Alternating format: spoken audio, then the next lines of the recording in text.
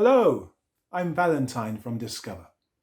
Today I'd like to tell you a story which is one of my favourite stories, an African folktale called Anansi and the Farmer.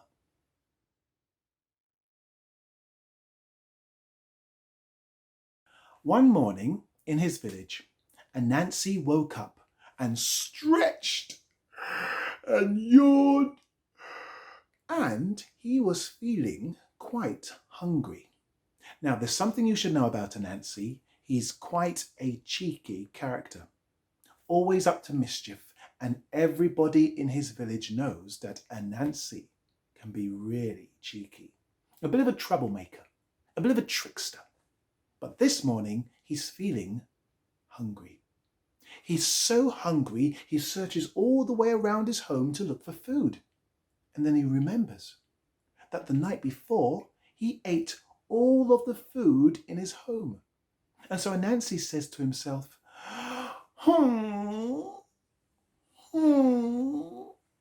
I'm hungry. If only I could find something to eat. Where can I go to get some food? I know, says Anansi. I could go to the farmer's garden. I'm sure he has some food for me to have there for breakfast. But I have to be careful, he says. I don't want the farmer to catch me. He's got a bit of a temper, and he wouldn't be happy if I was to take anything without asking. But I'm so hungry. I'll just have to take that risk. And so Anansi, he leaves his home and he goes to the farmer's garden. Before he goes into the garden, he hides behind a rock. Then he hides behind a tree to make sure that the coast is clear.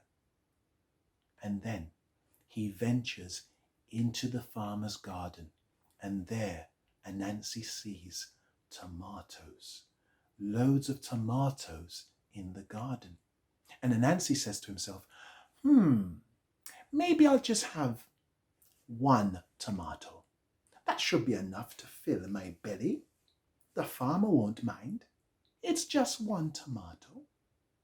And so Anansi, he goes over to the tomatoes and grabs a tomato and eats it.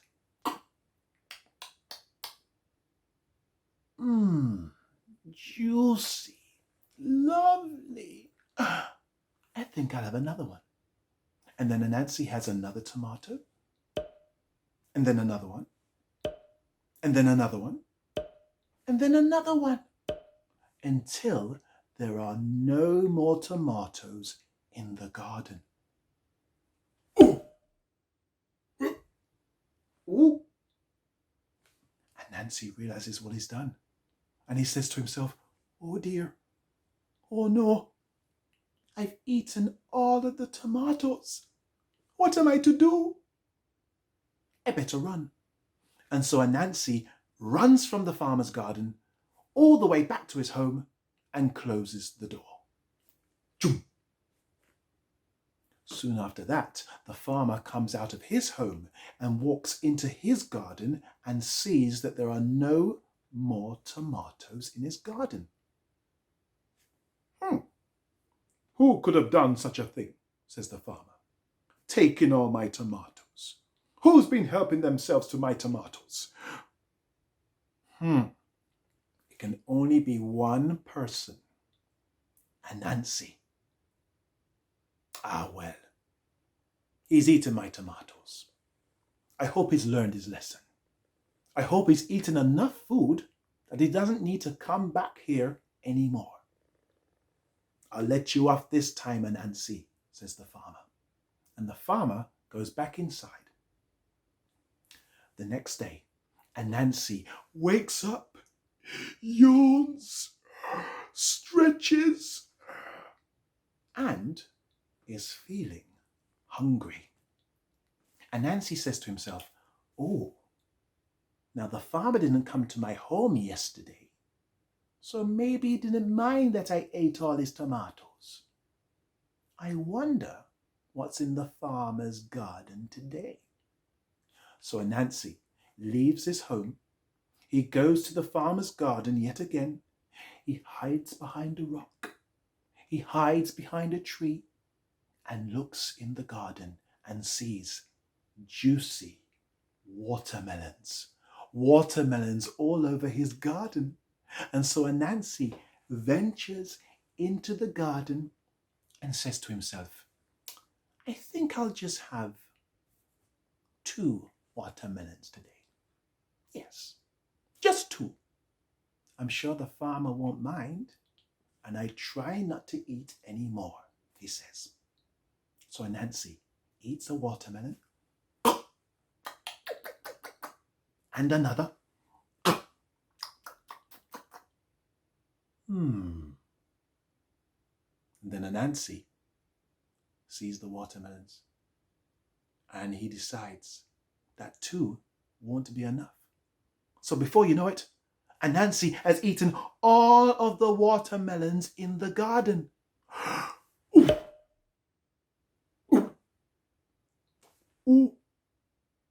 Oh dear, says Anansi.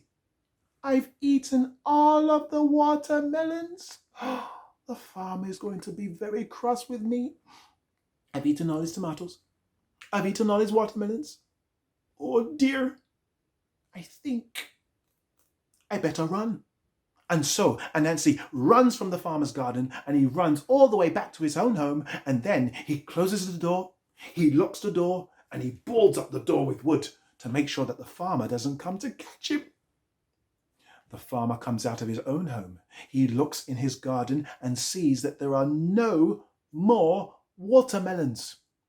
And he's not happy. That cheeky Anansi, says the farmer. I'm going to teach him a lesson. He's left watermelon seeds all the way all over my garden and I'm not happy at all.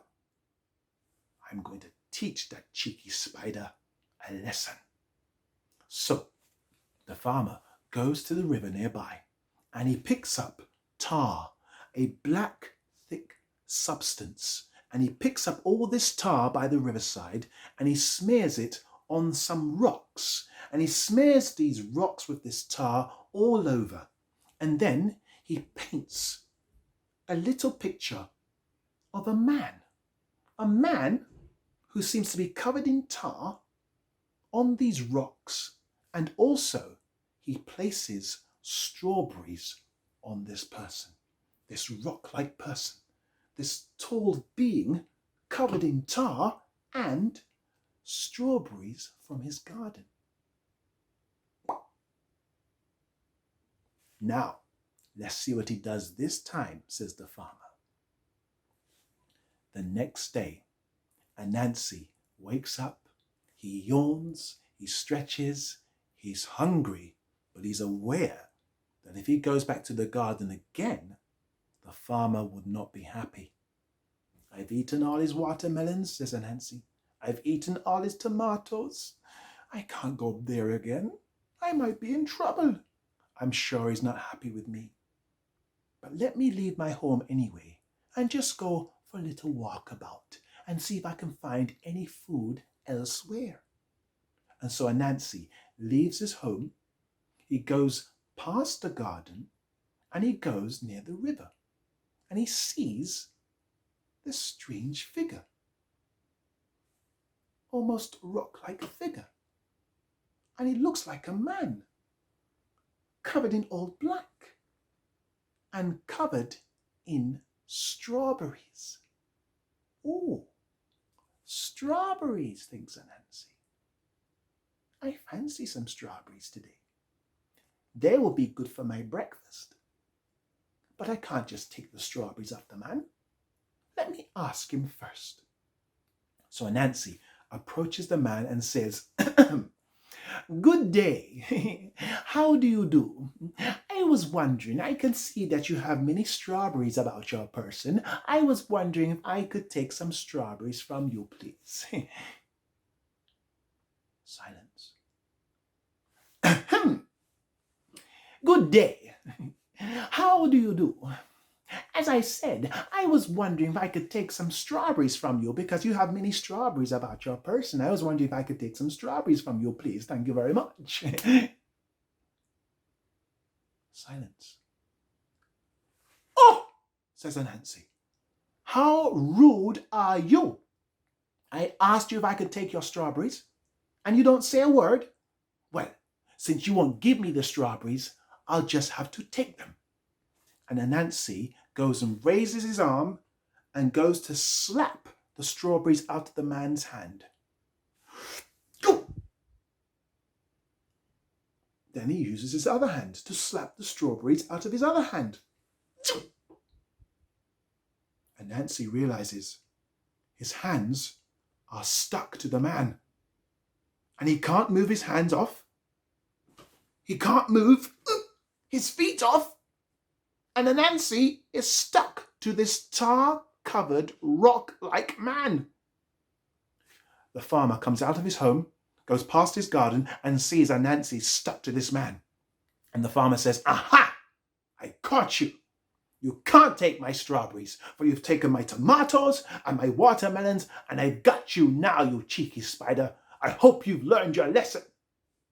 And Anansi goes, "Please, please don't hurt me. Please, whatever you do, don't hurt me, and don't throw me up into that tree."